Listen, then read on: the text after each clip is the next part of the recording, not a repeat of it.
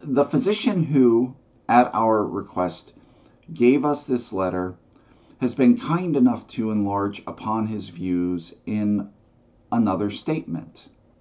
Hence why we have a letter and a statement. In this statement, he confirms that we who have suffered alcoholic torture must believe that the body of the alcoholic is quite as abnormal as his mind. Okay, the first sentence there I see as history, so I don't have that highlighted. And even the first part of the next sentence in this statement, etc., etc., um, I guess you could say that's history. I mean, that's how I see it. Up until the dash or the hyphen. And then that the body of the alcoholic is quite as abnormal as his mind. I have that as a warning. And I think it's a key warning. And I just know, I don't know about any of you, but it took me quite some time because I thought, anyway, I was a high bottom alcoholic. Um, what I realized, and this is a whole other thing, but what I realized is I wasn't so much high bottom, I was just really good at, at seeking out lower bottom conditions and people. So by comparison, I was always one step above. And, but that's another story.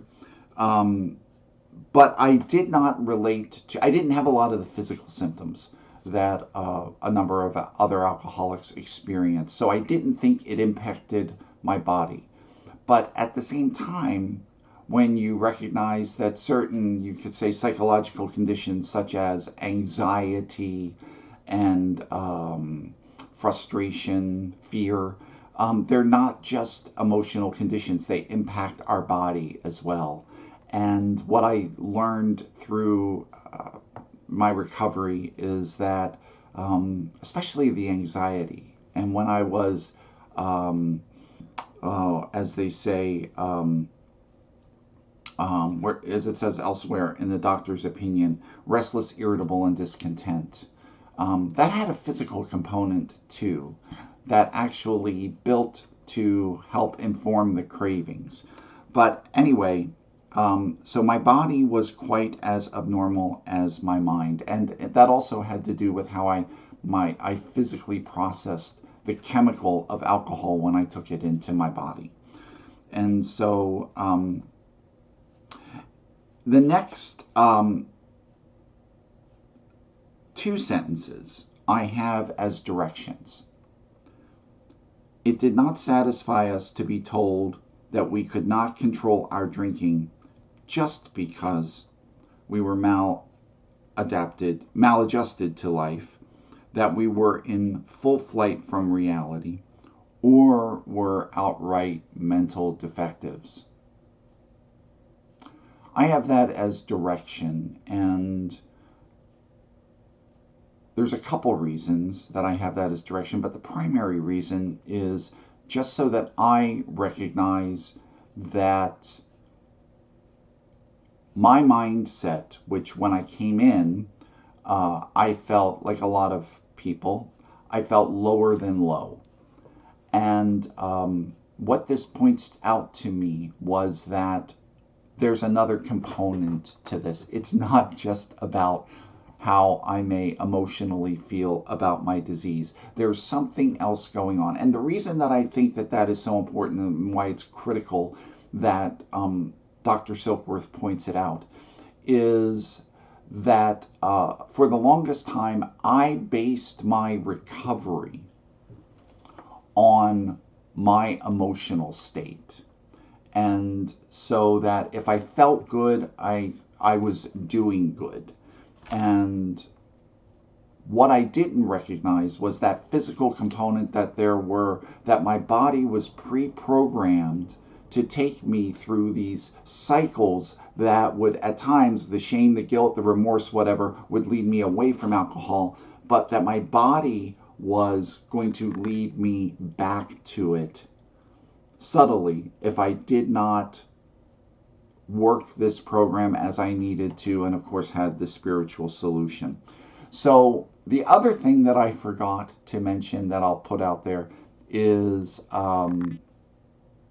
we try to keep it informal at this meeting. So if you relate to something or you feel like you want to throw in a comment or you have a question, please just jump in. And the first one I see, great, is our friend John M. Morning, Avalon. My name's John. I'm an alcoholic. And I didn't get to this reading right away. I read Bill's story because it started with a number rather than Roman numerals. And I figured Roman numerals was all extraneous stuff. So I went right to Bill's story. But when I got to the doctor's opinion, it really struck home with me. There's two components to my physical reaction to alcohol. One, of course, is once I start drinking, I don't want to stop. It feels so good that it doesn't seem to be enough. I need more and more and more. That's the way it went. They explained to me this doesn't happen in the average drinker, but it does happen in the alcoholic. It helped me understand my disease. That there is a physical component to that alcohol going down and affecting me, not only mentally, but physically. I just loved it. And it just seems that I couldn't, there wasn't enough, There was always another level of more that alcohol would do for me. More alcohol would make me feel even better, it would satisfy a craving. The other component is when, let's say, I'm coming off a drunk, and it maybe is the next day, and I wake up in the morning, and yes, I'm jittery, I'm restless, I'm irritable, I'm fearful, I got all these mental things. But I do believe that there's a physical component in my body that says I need to have physically more alcohol. Uh, it's hard. I guess it's hard to separate the physical need that your body says I I need this alcohol again, or whether it's just oh, I'm so irritable and I'm jittery and everything. I need to calm my nerves. Uh, I guess that's a mental and physical component together at the same time. Your shakes are a physical manifestation of the disease. And I always found that a good stiff handful of whiskey would just calm that down. And there you are, my brothers and sisters. That defines me as an alcoholic, both phases. While I'm drinking, I can't stop, and I need something after I have stopped. That's all I have. Thank you. John, thank you. And yes, please, Chris. Good morning, everyone. My name's Chris. I am an alcoholic, and thanks all so much for being here at this hour of a Sunday morning. Just realizing, because I really haven't thought about the physical in a long time, and recognizing that I remember the thought was I have to have a drink. And it seemed that I had relief on the first drink, but I just kept drinking. But I thought I kept drinking because I wanted to keep drinking. And I remember when I started to end up in institutions and whatnot, and really thought, I have to stop this. When I realized that I couldn't, without help, it was just too much. And so thank God for this program, for all of you, and that I continue to recognize the disease and be able to just practice daily what's necessary, connecting with the power that I need to live this day, and getting to hear from all of you, and recognizing the gifts and the people I get to walk this with. So thanks all for being here this morning and starting this day. Have a good one. Thank you so much, Chris. Okay, and so moving onward, we had read, it did not satisfy us to be told that we could not control our drinking just because we were maladjusted to life, that we were in full flight from reality, or were outright mental defectives. These things were true to some extent. In fact, to a considerable extent with some of us. And I like the way that, just as a sort of an aside, I like the way that Dr. Silkworth there, he's very careful about how he languages things, and he's very inclusive, because I remember reading this early on and thinking, well, maybe a little bit, but not all that much. And then as I got deeper into the program and I started to recognize character defects and a lot of other things, I could also read that sentence and say, yeah, I'm one of those considerable extent people, and I have that as direction. Okay, that sentence also is direction. And just as an aside, one of the things that that really helps me with that language, and we saw last week too how Dr. Silkworth he's very careful about his language and very deliberate and inclusive. He doesn't want to come down very hard on a lot of points, but the points that he does come down hard on are really, he really drives the point home. But I think one of the reasons that he doesn't come down hard is he understands, like Bill and our founders did, that the alcoholic can be sensitive people and are sensitive. And then also what I've recognized is when I am sharing this with another person, a new man, new woman, they may be in a different place than where I was at that stage in my sobriety, or even where I think they should be now. And so I have to be, or let me put it this way. Today I choose to take advantage of that language and to be open and inclusive in my approach to people, rather than try to hammer the point home as I have been known to do. So the next sentence I have double highlighted as both direction and warning. But we are sure that our bodies were sickened as well. And looking back, what I can see is that there were things that I discounted. They say the abnormal became normal. But as I started to clear up and get better, I started to realize, oh, this is a factor of my alcoholism. That fever that I had the whole summer before I got sober was, as I understand it now, sort of a low-level detox I was going through, because I was trying to taper off. And but anyway, opening up the conversation, let's hear from our friend Joe. Hey, good morning, everyone, and thank you for being here, David. So what I like to do is I like cross-referencing information, and I like cross-referencing this book. And being that we went through the forward to the first edition, it starts off with saying, we of Alcoholics Anonymous, more than 100 men and women who have recovered from a seemingly hopeless state of mind and body. So the mind manifests pain in the body. And if our mind is still sick, without a spiritual experience, or without, this understanding of a higher power, our body will continue to be sick. That's all I got. Thank you. Thank you, Joe. And then closing out that paragraph, it is our belief any picture of the alcoholic which leaves out this physical factor is incomplete. And that's also a bit of direction.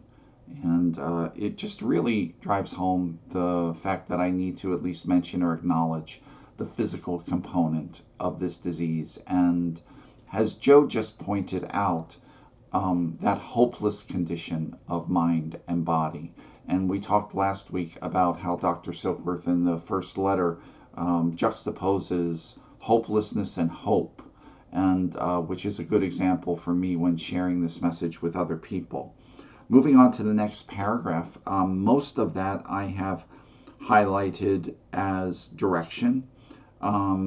Actually, I can see now as I should, the one sentence I didn't should be direction as well. So the whole paragraph rather, is direction. The doctor's theory that we have an allergy to alcohol interests us. As laymen, our opinion as to its soundness may, of course, mean little. And but as ex-problem drinkers, we can say that his explanation makes good sense. It explains many things for which we can otherwise not account. I don't know about you, but there is a helpful piece of sideways direction here. And for me, I got sober, could not figure out my way out of a phone booth when I came in here. Yet 6 weeks later, I've collected a 30-day coin, and I am suddenly an expert in alcoholism and what everyone and their, dog needed to do in order to stay sober. Well, if they only... This bit of sideways direction is really important, and it really speaks of a kind of intellectual or spiritual humility that I need to practice when carrying this message to others. Because, as we'll read a little further on, the book tells us that our only aim should be to be helpful. And what I find is that God put all my helpful genes in my heart. He didn't put any of them in my fingers. So when I'm doing this, I'm really not exercising my helpful genes at all. So the doctor's theory that we have an allergy to alcohol interests us, but as laymen, our opinion to its soundness may of course mean little, and I find that helpful, and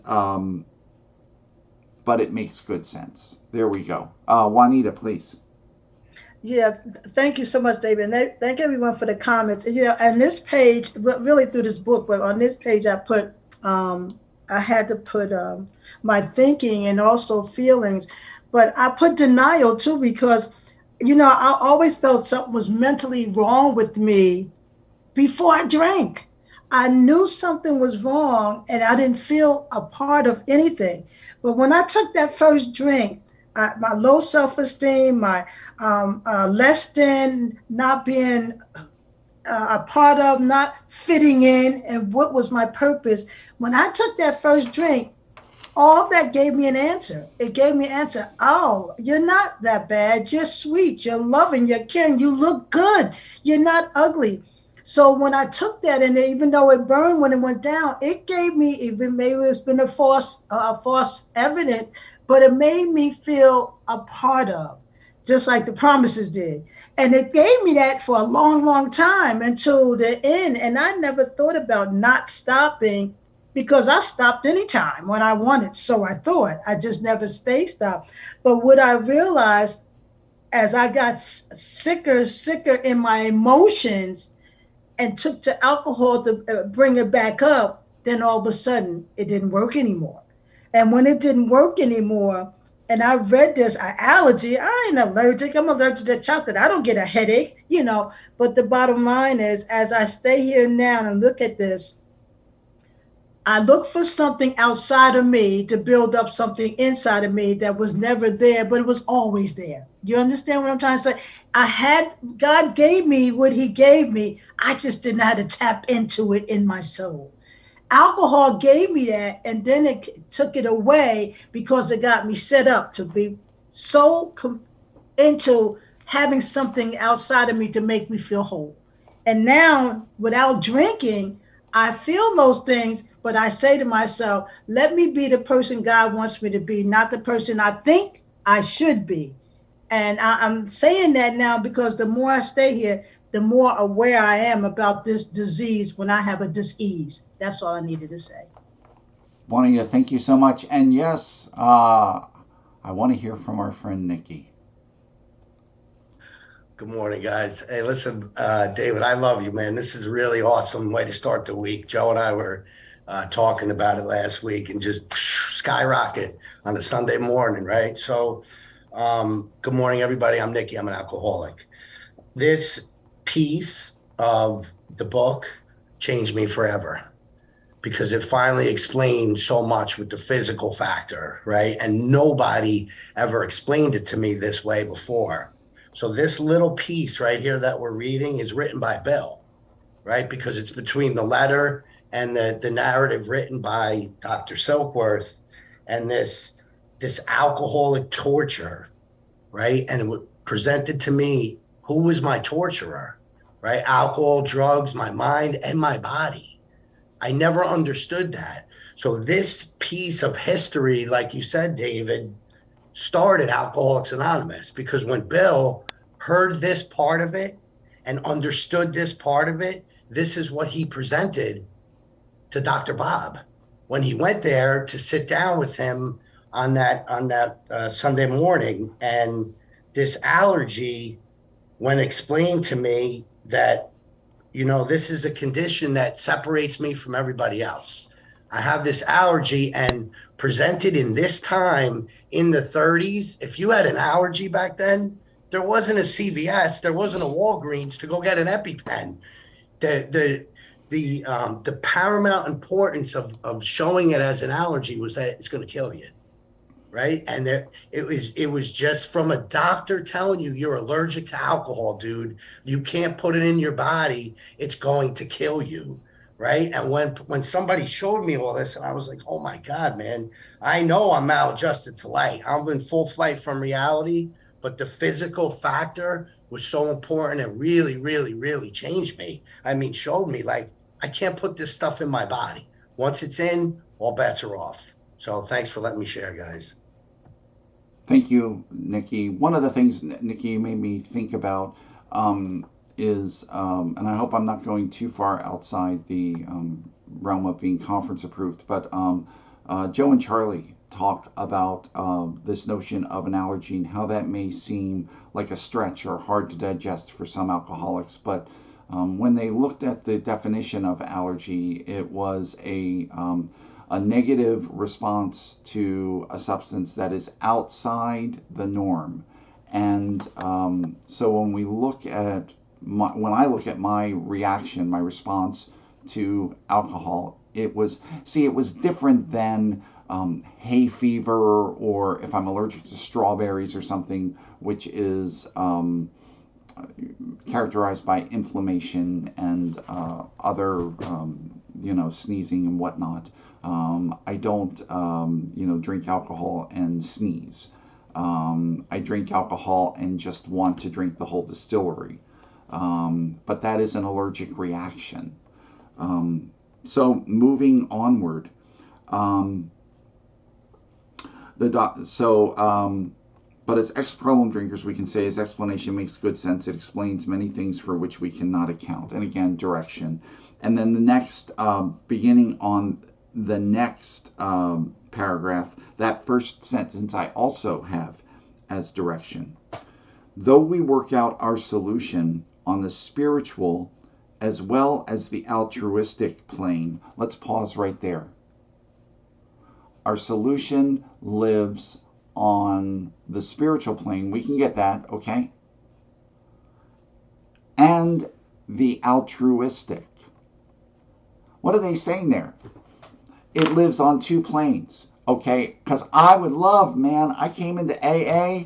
I came in the 80s, so it was great. I could go buy some crystals, get some incense. I had read some Shirley MacLaine books, so I knew, I was good to go. And, they said make 7 meetings a week. Well, I've got to meditate and contemplate. And and polish my crystals. So maybe I can't make that many. And I'm not slamming. I'm sounding like I'm slamming people who are into crystals and meditation. And my apologies to Shirley MacLaine. But one of the things, the point I'm trying to make is that the altruistic plane, which just did not connect with me, because I didn't want, first of all, I didn't like other people. I didn't want to help other people.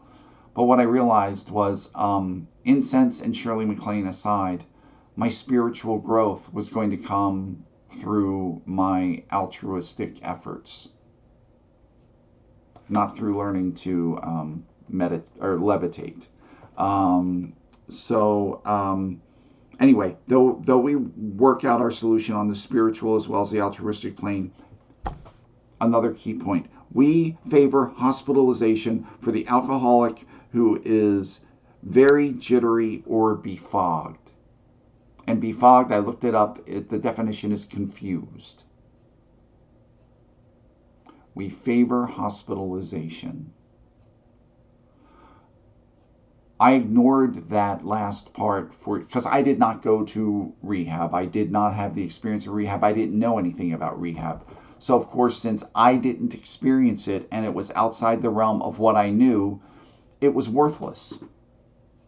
And it was, you were wasting your time. And I fell into that crowd that was like anti-rehab. And what I learned was, again, more humility. And I separated myself from those people I could otherwise help. Yes, Juanita, please. Yeah, David, thank you. Juanita, alcoholic. And I too, I had to look up that word altruistic. And when it says helping others, and I thought I had nothing to give anyone. I really did. And it explains helping one out, sharing your experience, strength, and hope with another alcoholic, how you drank with the three alcoholics. But what it got to me with the befogged and jittery, and I like the way you put that, confused. And I've seen people go, I met people that I was working with and been to rehab. I too, and I didn't go to rehab. I didn't go to a detox, anything. I just walked in AA because God said he had a place for me.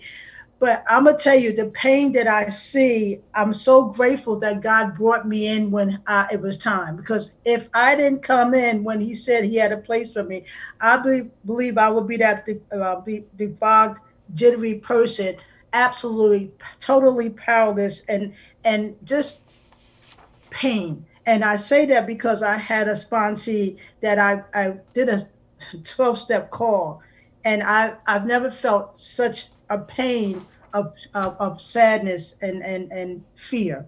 And fear for her, because all I saw was I was helpless and she was hopeless, and I didn't know what to do. But what I did do, I did pray and I did remove myself. But when it comes to my thinking was, how can you make yourself that bad? And you know what? If I didn't ask for the help when I did on June 29th, I could have been that person. So I'm so grateful to each and every one of you, because without you telling your story and telling your truth, I don't think I would have stayed here. So I know today this thing is for real. It's deadly. I don't play with alcoholism. I have this disease. I'm going to die with it, but I recovered with the rest of you. So thank you again. Acceptance is the key. I have to accept who I am, and I love this. Thank you, David. Thank you, Juanita. Yeah, this is great. Let's more hands. Terrific. John, please. Yeah, my name's John. I'm an alcoholic. I got to get this out too, because the effect of alcohol on the body is what the black is telling me in this book. But I'm thinking about, what is the effect of no alcohol anymore on the body? I didn't get to go to the emergency room. Didn't get to go to detox. I didn't get to go to rehab. Nobody gave me anything to calm the jitters or to clear my mind or anything else. It all happened in the rooms of Alcoholics Anonymous, by showing up, gathering together, sitting down at a meeting once it got started. And I can remember those early days, sitting in the chair amongst my fellow alcoholics with my elbows on my knees and my face in my hands, just trying to get it together, just trying to bear up under the fact that there's something going on with me where the absence of alcohol is really doing something crazy to not only my mind but to my body. And I was just fortunate that I was with my people at that time. I wasn't at home all alone. I was in a meeting of AA, and even though I was suffering withdrawal, I knew I was in a safer place than I would be any place else on my own, because I was on my own for a long time, and all it meant was just going back to the bottle again. But my fellow people in AA, they made the difference. That's why I started to accumulate days and weeks and months. And there's I remember the psychological effect, which is not what we're talking about here, but I have to bring it out, that, I got into trouble drinking because of my behaviors. It wasn't the drinking, it's what I did as a result of drinking. I figured, and I perceived in many cases that not only was my physical well-being in jeopardy, but also my life. I thought any time someone might want to either beat me up or kill me. And alcohol had the effect of, you've all heard the term false courage, and I used it. It would change my perception of fear to cockiness. And I perceived that figuratively, I had a shotgun in my hands. I didn't point it at anybody. All I had to do was pump it once, click, click. And that was warning enough to stay the hell away from me, or you're going to get yours. Now, I had no ability to fend off any kind of attack or anything like that. But alcohol gave me that false courage that I could. And it wasn't with my physical body or my ability to fight. I always believed I had that figurative virtual shotgun in my hands, and all I had to do was pump it once, click, click, and that would scare off anybody. That's where I was. Thanks. John, thank you. Yes, my dear friend Brian D. Thanks, David. My many failings, both in and outside of the fellowship, this reading highlights one that was when I started sponsoring people early on. I was so focused on getting them into what I'm thinking of as the solution that I actually did not do a very good job of helping them understand the problem. I think there was a part of me that was almost like, we're all here, so we know we need to do something, so let's do it. And didn't do as good a job of helping people see what helped me see that this physical component was there. So things like, terrible things that had happened to me in my life growing up, or dealing with those things, which was very, very important, was never going to change this underlying physical problem. So it was never going to be, if I just got over XYZ, I'd be okay drinking. And there's that alcoholic part of me, part of the alcoholism, that actually will invest in that. I really need to treat this, but the point is so that I can get back to drinking. And this part takes away that. I think I got better over time or with practice at bringing that out for people. The second thing, just really quickly, I was struck when you talked about the rehab, because I also did not go to rehab. Now, I had, of course, because my self-righteousness and superiority suggested that made me better than people who had gone. I didn't say that. I just thought it smugly to myself.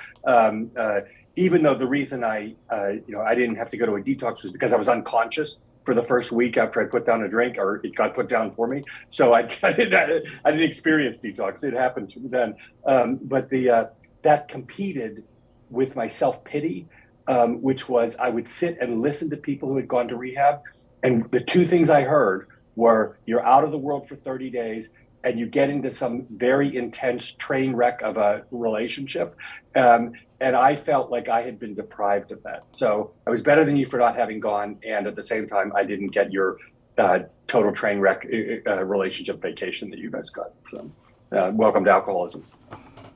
Thank you, Brian. Okay. I have the next sentence, which takes us through the end of the paragraph, as both direction and warning. And also, if I didn't mention it, forgive me, the first sentence is direction, the one we just read. So more often than not, it is imperative that a man's brain be cleared before he is approached, as he has then a better chance of understanding and accepting what we have to offer. I wish I could say this next little tidbit is from 25 years ago or 30 years ago when I was brand new, but let's just say it was after it was COVID times, and my sponsor had to correct me because I began a story about helping somebody as well. The guy was he was pretty drunk, but what I told him was da da da da da da da, and I told him da da da da da da da, and and we'll see what he does with it. And I was corrected that I was reminded that it probably wasn't a good idea to try to carry the message to somebody who was actively drunk. But all I saw was a captive audience, and instinct kicks in. But in all seriousness, this sentence points out to me why that is the case and how that clearing up is really necessary. What do we got? Well, it is 7:14. Why don't we do this? Why don't we actually start and stop on time today? So we'll pick it up next week with The Doctor Writes.